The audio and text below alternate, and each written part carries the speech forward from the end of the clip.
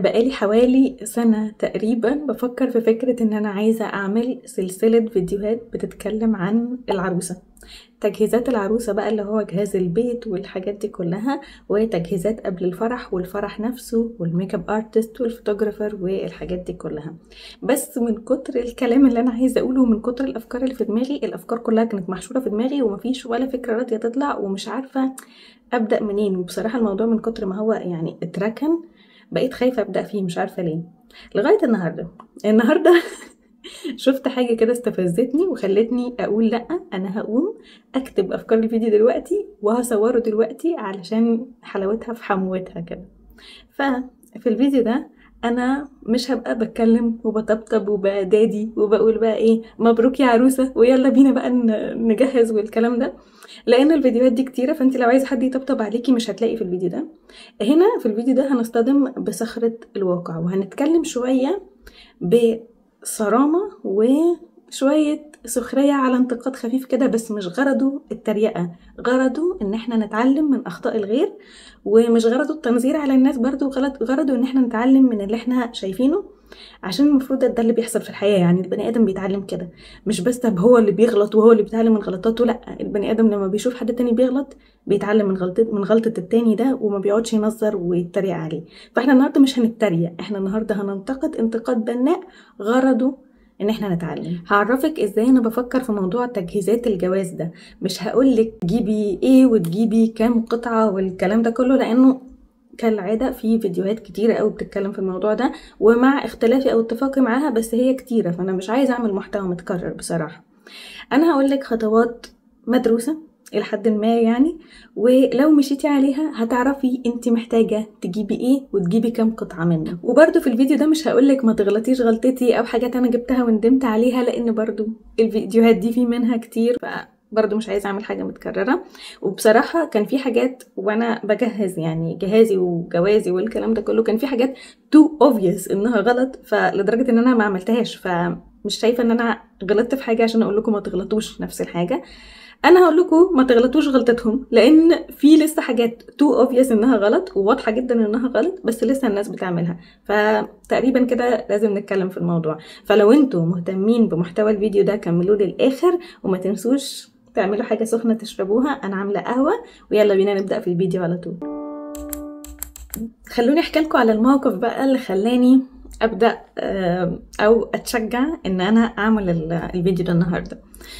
بصوا، انا زي ما قلت لكم الموضوع كان في دماغي بقاله فترة، بس كنت خايفة ومش عارفة ابدأ منين، ومن كتر ما انا بقيت عايزة، لا انا عايزة اعمل السلسلة دي تبقى فعلا حلوة والناس فعلا تستفيد منها، فالبرفكشنزم كبر في دماغي، فمن كتر ما الواحد بيحاول انه يبقى مثالي في الحاجة زيادة عن اللزوم ده بيخليه ما يبدأش.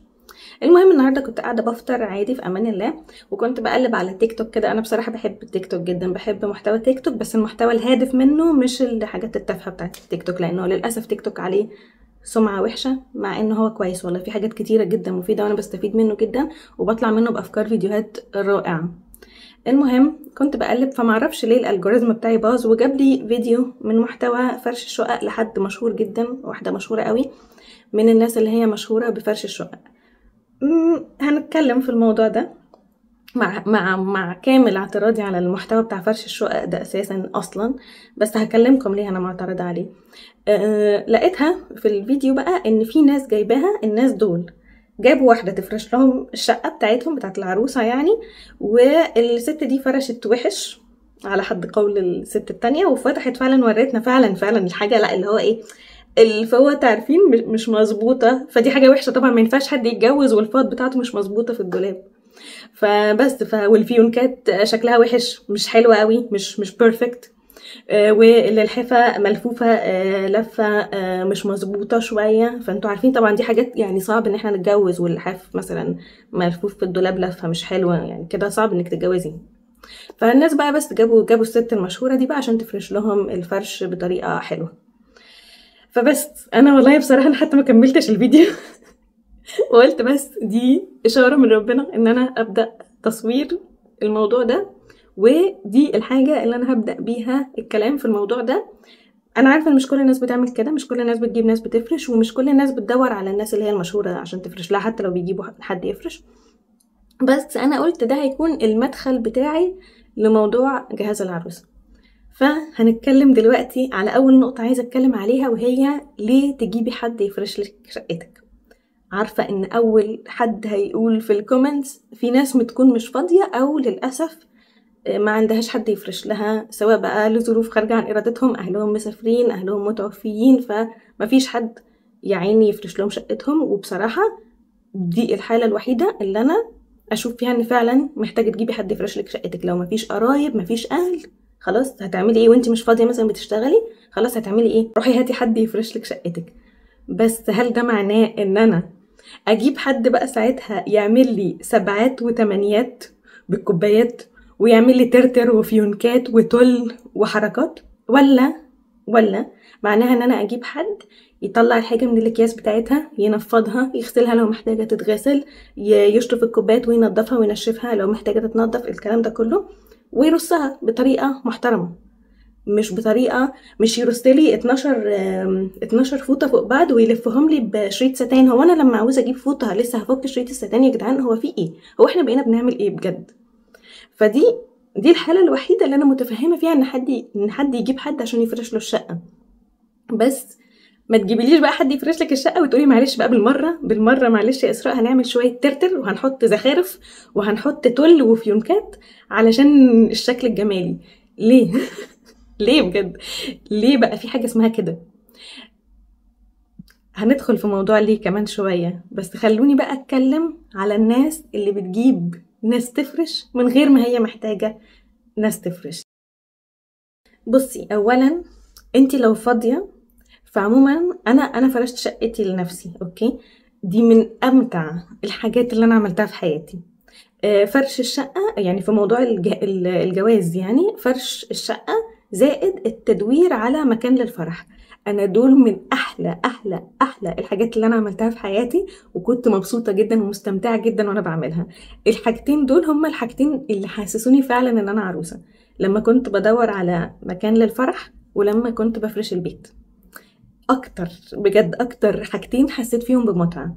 بس انا هفترض ان مش كل الناس زيي، مع اني يعني مين مش هتتبسط لما تفرش شقتها، لما هي بنفسها تحط الاساس اللي هو البيز بتاع حياتها الجاية. يعني انت لما بتتجوزي المفروض انك هتحطي نقطة على حياتك القديمة وهتبتدي حياة جديدة تانية خالص.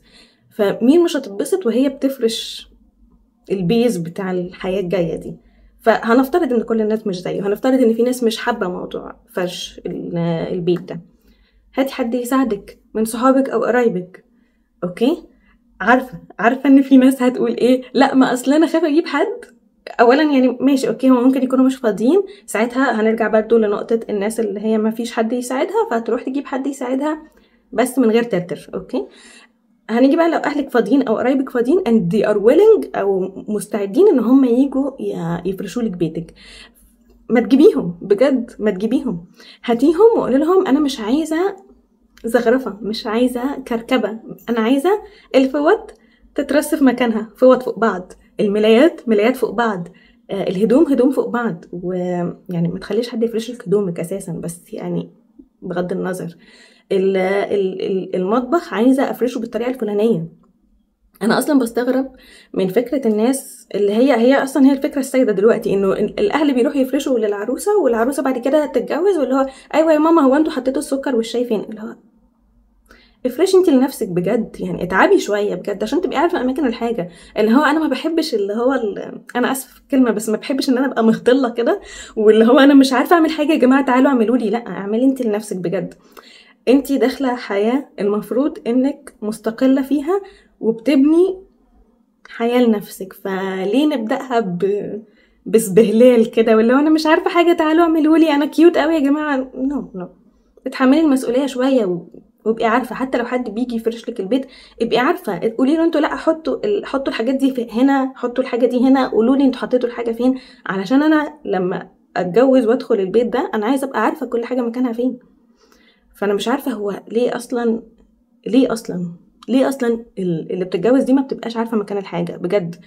يعني other than ان انتي مش بتشتغلي ومشغوله مثلا في الشغل، غير كده ايه اللي منعك انك تبقي مهتمه جدا بشقتك اللي هتعيشي فيها؟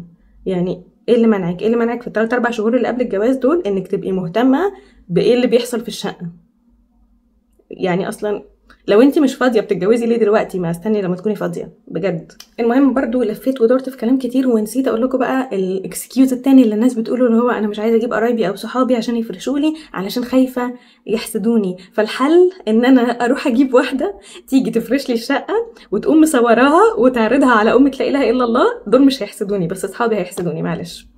فدي طبعا من حقها جدا تروح تجيب واحده تفرش لها شقه وتحط فيها ترتر وتل وتعرضها على التلفزيون عادي، مش مشكله. دي خلاص اصل اصحابها هيحسدوها يا جماعه، فيعني خلاص براحتها تروح تجيب بقى حد يفرش لها. انا مش فاهمه لو انتي فاضيه ايه اللي منعك ان انتي تروحي تفرشي شقتك لنفسك وتبقي عارفه مكان الحاجه فين، وكمان تبقي في خصوصيه في الموضوع انه انا بحط حاجتي انا بفرشها من غير ما حد يحكم بقى، من غير ما حد يحسد، من غير ما حد يتكلم، من غير ما حد يقول دي جايبه كام حاجه.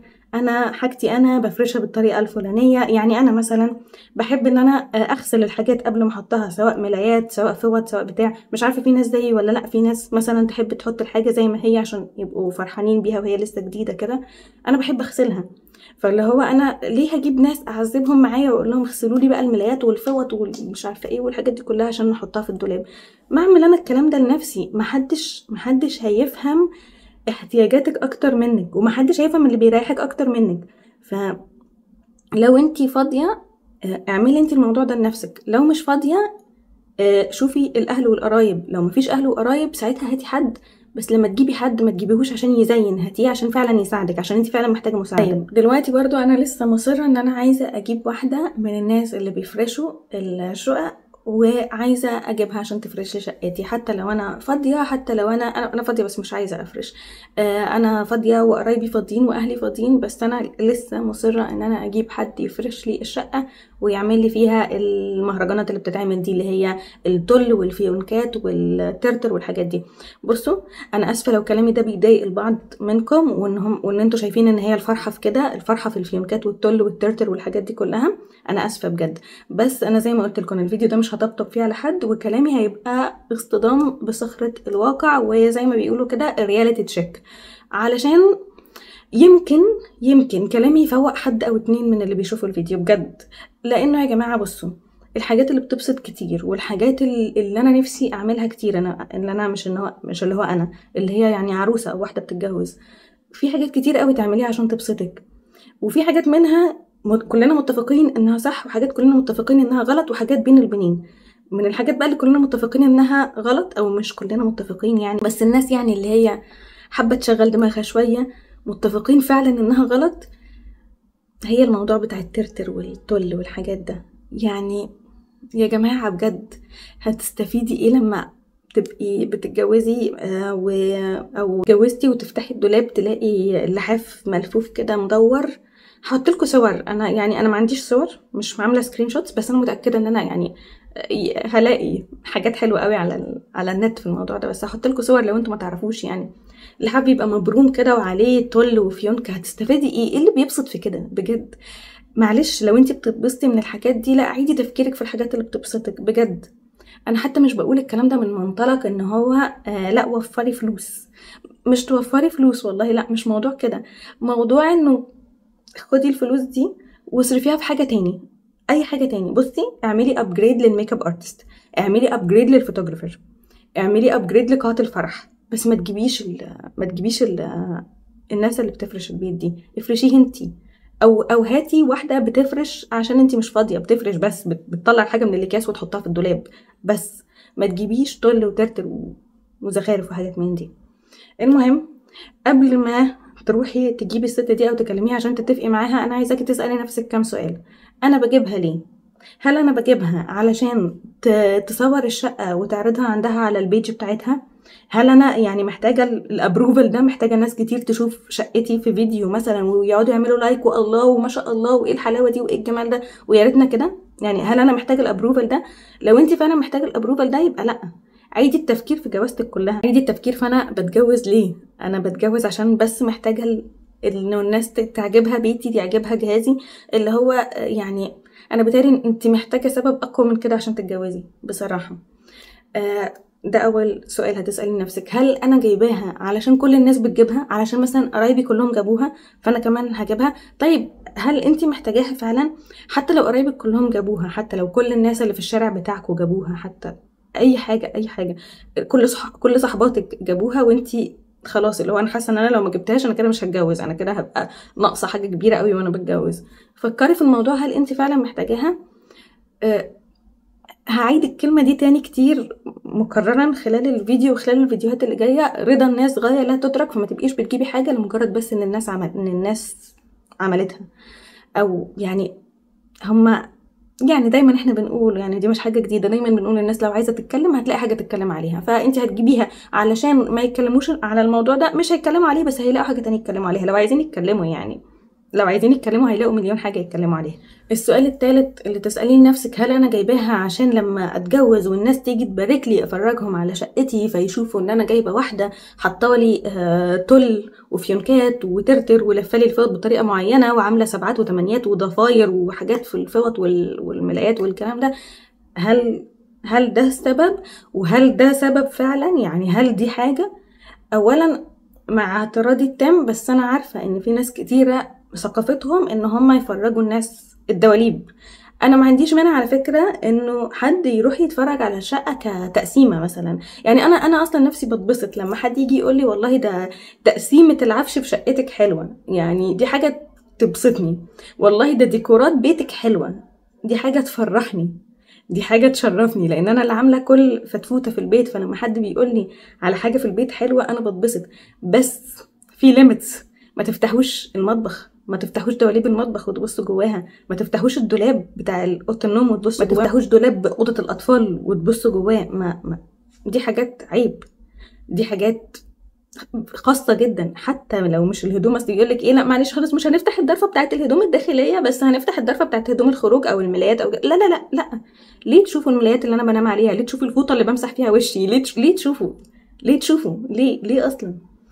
فمع اعتراضي التام على الموضوع ده، يعني انا شايفه انه استجابتنا لفكره ان الناس بتخش تتفرج وتفتح في الدواليب ان احنا نزوقها لهم عشان لما يشوفوها، دي مش الاستجابه الصح، او دي مش الخطوه الصح تجاه ان احنا عايزين نمنع الناس انها تفتح الدواليب. انا شايفه انه عشان نمنع الناس انها تفتح الدواليب، انها تفتح الدواليب تلاقيها عاديه، تلاقيها شبه الدولاب اللي في بيتهم فيبطلوا يفتحوها. انما لما انا ازوقها لهم عشان لما يفتحوها يلاقوها حلوه، دي مش الخطوه الصح، مش الخطوه الصح في الاتجاه ده. فانا ما عنديش مانع ان الناس تدخل بيت العروسه تتفرج على العفش، على ترتيب العفش، حتى مش العفش اللي هو كجادجمنت اللي هو بخبط على الخشب عشان اعرف جبته خشب ايه نوعه ايه كده، لا، انا بخش اتفرج على الستايلينج بتاع البيت، عملته الانتيريور ديزاين بتاع البيت، والله يعني حاجات حلوه، يعني عشان افرح العروسه بالحاجه اللي هي جابتها، افرح العريس باللي دفعه ودم قلبه اللي دفعه في ديكور الشقه وكده. فاللي هو والله يا جماعه مبروك، الف مبروك، الحاجه شكلها حلو قوي ما شاء الله، يعني تتهنوا بيها، بس مش هفتح دواليبكم، مش هفتح اشوف الحلل اللي انت جايباها ولا طقم الصيني ولا الكلام ده كله، فاهمين قصدي؟ ففي حاجات في موضوع الفرجة ده حاجات يس وحاجات نو، موضوع اني افتح اي حاجة مقفولة ده نو. في حاجة تانية كنت عايزة اتكلم عليها في موضوع الناس اللي هي بتيجي تفرش البيوت، وخصوصا الناس المشهورة اللي بتنزل الفيديوهات على يوتيوب على فيسبوك على الكلام ده. انا جات لي فترة كده من كام شهر فاتوا، كام شهر كتير فاتوا كده، كنت على فيسبوك كنت مدمنة على فيديوهات واحدة مش هقول اسمها، بتعمل يعني هي مشهورة قوي على فيسبوك انها بتعمل كونتنت فرش البيوت وكده، وتقعد بقى تكتب ايه فرش شقة عروسة السنبلاوين وحيدة امها وابوها مش عارفة ايه، واللي هو الحاجات دي عارفين اللي هو ايه، تعالوا بقى شوفوا فرش العروسة الوحيدة دي عاملة ازاي، شوفوا بقى مامتها مدلعاها ودي بتجهزها من وهي عندها 10 سنين، دي بتعمل دي بتسوي. انا عارفه ان مش كل الناس كده، يعني انا I know that، انا عارفه ان مش كل الناس بتعمل كده، بس هو بما ان المحتوى ده منتشر وانه البنات الصغيره سهل قوي التاثير عليهم، ده غير العروسه اللي بتتجوز نفسها تعمل كل حاجه في الدنيا عشان تحس انها مبسوطه، فالمحتوى ده ممكن ياثر على ناس هي اصلا مش طبيعتها انها تعمل كده. المهم، فانا بحس ساعات انه في سبب انه ممكن انا اكون بجيب الست دي عشان تفرش لي بيتي لمجرد بس انها تقعد تقول لي انت فرشك كتير قوي، انت فرشك حلو قوي، انا عمري ما شفت في حياتي طقم صيني بالحلاوه دي. انتي اول عروسه اشوفها جايبه 3 طقم صيني. انا والله شفت فيديو من الفيديوهات في عروسه كانت جايبه 4 طقم صيني. 4 ليه ليه ليه؟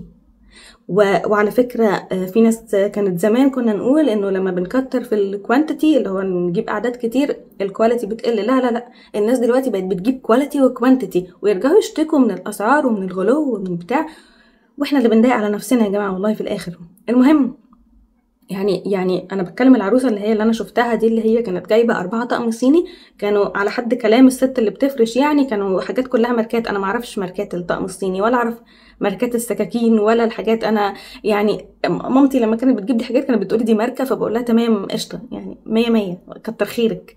فبس انما يعني انا فعلا مش مهتمه بماركات الحاجات. انا ممكن يعني حاليا كإسراء مهتمة جدا بماركات السكاكين، يعني لاني بحب السكاكين تكون لايك شيف نايف، عارفين؟ هو في نوع كده سكينه اسمها شيف نايف اللي هو نوع مش ماركه، ان هي بتكون كده اللي عارفين حاميه قوي وبتقطع الحاجه كده بسلاسه. انا بحب الطبخ، فبحب ان انا يكون عندي كوليكشن سكاكين محترم. فمؤخرا اللي ابتديت اهتم بماركات السكاكين، بس ده عشان حاجه، عشان انا بقيت مندمجه قوي في موضوع الطبخ وبحب الموضوع. فده باشون يعني، مش عشان انا بجهز او مش عشان خاطر اي حاجه ولا عشان اتمنظر ولا اتفشخر ولا اي حاجه. هي موضوع ان هو بقى باشون عندي فبقيت بهتم بالموضوع ده. بس غير كده انا ماليش انا مالي ومال تجيبي اربع طقم صيني. نرجع لموضوعنا تاني. فانا بحس انه السبب انه بيخلي الناس تجيب الست دي عشان تقعد تجزم لك ان انت والله ده انت احلى عروسه انا فرشت لها فرش، ده فرشك ده احلى فرشه فرش، ده فرشك ده اكتر فرشه فرش، ده فرشك ده اعلى كواليتي في الحياه، مفيش كواليتي بعد كده. ساعات في ناس بتجيب عشان الكونفirmation ده، عشان الست اللي بتفرش دي بما انها فرشت لناس كتير فشي will give me confirmation ان انا حاجتي احسن حاجه، فانا ساعتها هتبسط. اقول لكم انا معترضه على الموضوع ده في ايه ولا انتوا عارفين انا معترضه في ايه؟ انا معترضه في ان انت لازم اصلا تكوني واثقه في الحاجات اللي انت جايباها، مش محتاجه حد يكونفيرم تو يو انت جايبه الحاجات الحلوه ولا لا. مش محتاجه اصلا تكون الحاجات اللي انت جايباها كلها من الماركات الغاليه الواو. عادي لو حاجه جايباها نص نص مش مشكله، هتقضي الغرض لغايه ما تتكسر او تبوظ وهنجيب غيرها مش مشكله عادي. لو حاجه فعلا يعني مثلا لو انت زي كده ومهتمه قوي بالطبخ خلاص اهتمي قوي بعده المطبخ بتاعتك. ما تجيبيش 80 طقم حلل، بس هاتي طقم حلل 1 أو 2. انا من الناس اللي هم انصار طقمين حلل بس. هاتي طقمين حلل ماركه محترمه، هتقعد معاكي بال20 سنه لغايه ما تجوزي عيالك، هتبقى قاعده معاكي.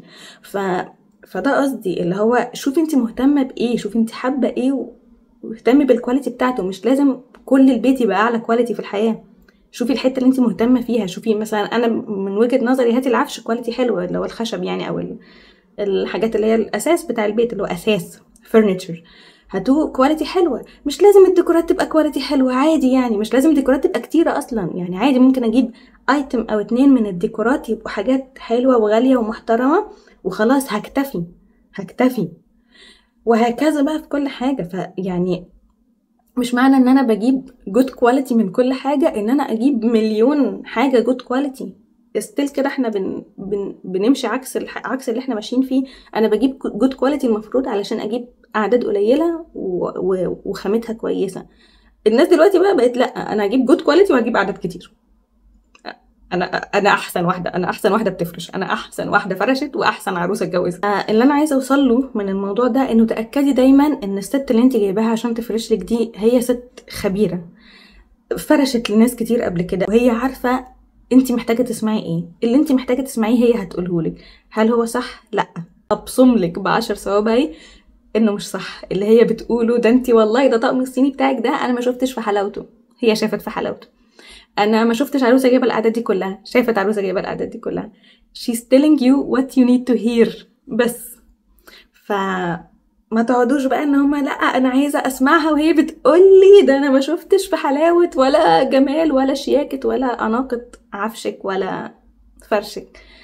هي عارفه هي انت عايزه تسمعي ايه، هي عارفه مامتك عايزه تسمع ايه. مامتك جايباها عشان عايزه تسمع انها جهزت بنتها وادت رسالتها. هي هتقول لها برافو عليكي انت جهزتي بنتك واديتي رسالتك وجايبه لها حاجات كتيره قوي انا مش عارفه احطها في الدواليب. يعني خلاص اديني قلتها لكم. ف ما تجيبوش حد عشان خاطر يقول لكم حاجات انتوا في غنى عنها، وانتوا المفروض انتوا اللي تقولوها لنفسكم. يعني لو انا جايبه واحده عشان تاكد لي انه عفشي حلو، لا، انا المفروض انا اللي جايبه عفشي ده وعلى ذوقي وعلى الكواليتي اللي انا شايفاها مناسبه ليا، فانا المفروض اكون واثقه في عفشي.